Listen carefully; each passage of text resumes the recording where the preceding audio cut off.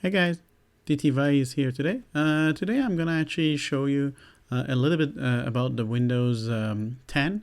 A lot of people, they might actually have a problem. They might just actually recently migrated from a different operating system like a Windows 7 or Windows XP or Windows 8 to the Windows 10. So it's gonna be a little bit, unfamiliar with that. So I'm just gonna show you a couple of tips on the Windows 10 that might actually be helpful for you to kind of like adapt yourself with the new operating system that Microsoft provided. That's actually been out for about 3 years almost. They actually provide the Windows 10 as the latest version of the Windows, and they promise that they're not going to come up with a new version of a Windows. It's just going to be a Windows 10 with a different build. That's going to be like keep coming up with the new features, new updates and fixes on the Windows. That's going to be something like that a lot of people would like. So the same features would come up with the better updates to make it easier for the clients. So today I'm going to actually show you some small tutorial about the Windows 10. So obviously Windows divided into different sections in the Windows 10. The first part is the desktop section, which is obviously you have your desktop icons on. You can actually like put your shortcuts of the applications that you used a lot on the desktops that would be more accessible. There's a taskbar that the taskbar itself, it's actually divided by almost about 4 sections. So the first section would be a Windows Start button, which is included also to the the search bar here for the Cortana and the Cortana itself. The next part, it would be the icons for the programs that he wants to actually use on the taskbar. So a lot of times that's going to be more useful rather than the actual like the desktop icons. And the reason is that when you have a Windows open, like any application is open, you won't have access to the desktop all the time. So you might have a lot of windows open, and that will be easier to have the most common program that you use on the taskbar here. So that would be another option that you can actually use as a shortcut for your applications. This third part was actually like the time, date, and then the icons that you use for the applications and some of the actual settings for the computer. And the last part, which is the fourth part, is a notification center. This is pretty much like a new section for the people that they were using other Windows as before, because the notification center is the part that Microsoft allocated into the Windows on the Windows 10, and then that would be a very good option for a lot of people that they actually have get used to like a control panel or any type of notifications that they would receive from the emails or any websites. That would be really useful, which I'm going to actually go through that on a different video. That will be a kind of like a tutorial about that by itself. Today I'm also going to show you about the start button, how the changes happen. So the start button will actually just kind of like looks the same on the icon a little bit. Obviously it's a Windows logo on the Windows 10 for the start button.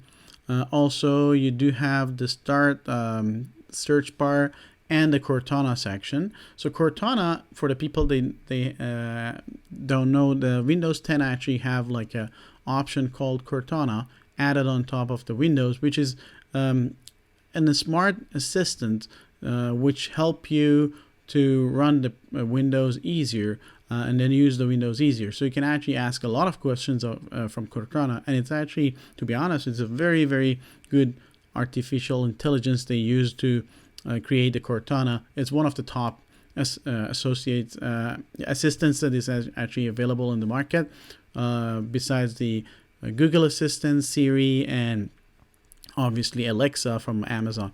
So the Cortana will actually help you to work with the Windows programs itself, settings, searching for any websites, and also the regular questions that you might want to ask in a daily uses. For Cortana, you definitely need to sign in with the Microsoft account. They don't have that available for the local accounts. So if you don't have a Microsoft account, you may need to actually create one. Again, for the Cortana, I'm going to actually have another video going through, which is going to be like, you can take a look at that video. And that's going to be a lot of more tips into that video for the Cortana itself. The Windows Start button, as I said, like it's also divided into different sections. So the first part would be the apps. So if you were using Windows 7, you definitely don't know what is the apps on the Windows, because the Windows apps, they came in on a Windows 8. So 8 and 8.1, they actually use the Windows apps. And Microsoft does have the Microsoft Store that will actually provide you some apps that you can install. Apps are kind of like, you would say like, oh, it's similar to the programs that we were installing before. Correct. It's similar to those, but there is a big difference between the apps and the regular computer applications or the programs.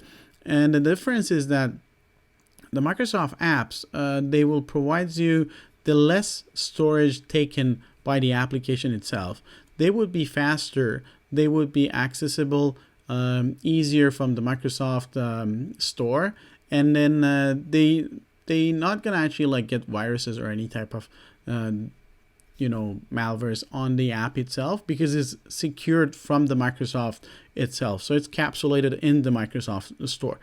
But there are actually like issues with the apps as well. So if you get used to having a shortcut for your applications or programs on the desktop, you won't have this option on the apps. So it will only gives you the option for the taskbar.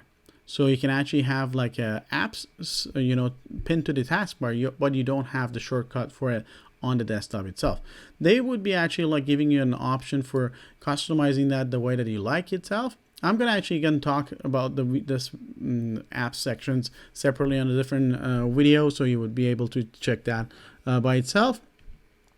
Also, Windows Start button, same as the original Windows's, they have like programs that you would have like a list of programs, which is called the Start menu. You can actually just go up and down. It's alphabetic order. You can actually just check different folders and different applications that you install on your computer.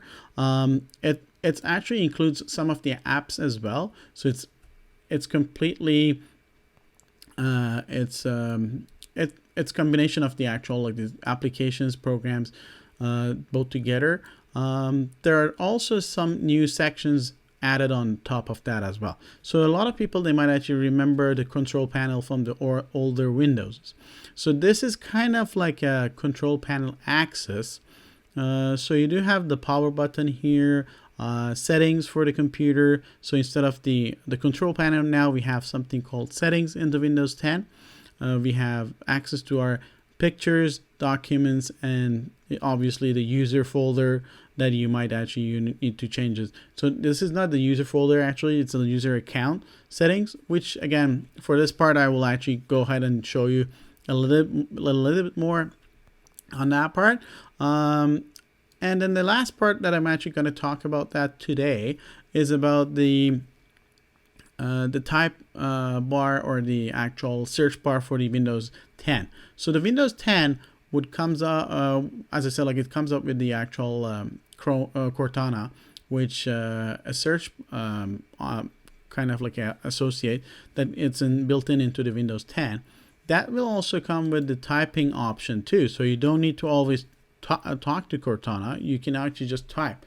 And then the easy part about the typing on the Windows 10 and the searching is as easy as you just click on the start button and you start typing. So you can type anything that you want, and it will actually recognize that you're typing on the Google search. This can be actually removed if you don't like that, but it will actually still give you the option of typing as soon as you just click on the start button. I will show that to you on a different video. You will see that for sure, and you would probably like that. It's kind of like looks nicer if you don't have this type bar. Some people, they might actually still use it and they like the view of that, but visually to me, it's kind of like a little bit odd, especially for the people that they don't use Windows 10 so often. Yeah, that's for today. Hope you liked the video. If you enjoyed that, please go ahead and like that at the bottom. If you have any questions or comments, please go ahead and put the comments below. And obviously, if you like our video, please go ahead and subscribe at the bottom to see more of these videos coming up. Thank you so much and have a good one.